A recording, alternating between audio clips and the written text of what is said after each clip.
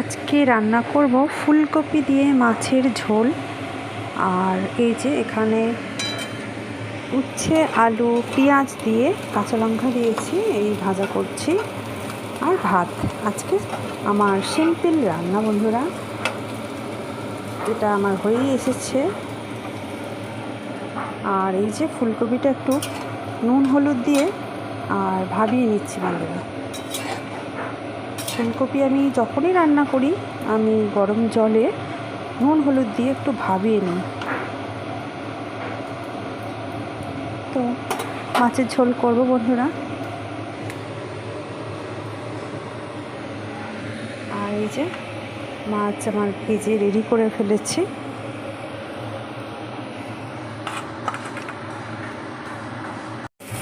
বন্ধুরা, আমি কিভাবে ফুলকপি দিয়ে কাতলা মাছের তরকারি, মানে একটু ঝোলঝোলি বটে ওরকম, ওই রান্নাটা আমি করছি, তো তোমাদের সঙ্গে একটু শেয়ার করছি বন্ধুরা।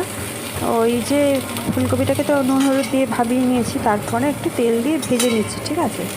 আর এর মধ্যে একটু বেগুন দেবো, আলু দেবো।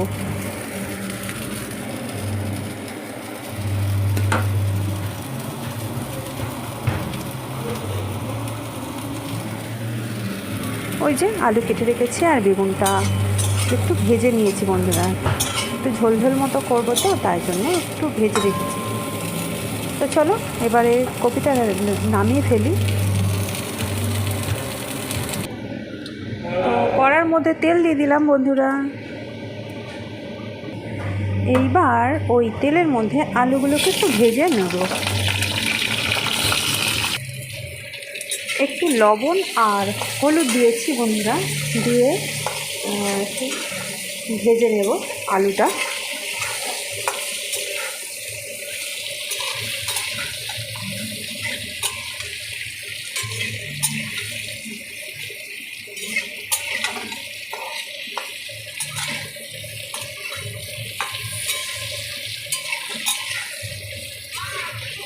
আর নামিয়ে নেব। আলুটা এই যে ভেজে নিয়েছি, নিয়ে তুলে নিয়েছি। এবারে তেলের মধ্যে একটু কালো জিরে ফোড়ন দিয়ে দেবো বন্ধুরা।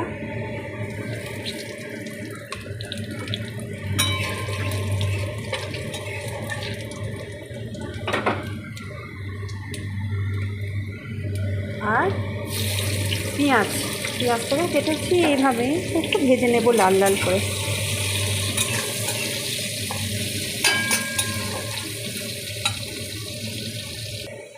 আচ্ছা, পেঁয়াজটা মোটামুটি এইভাবে ভেজে নিয়েছি বন্ধুরা।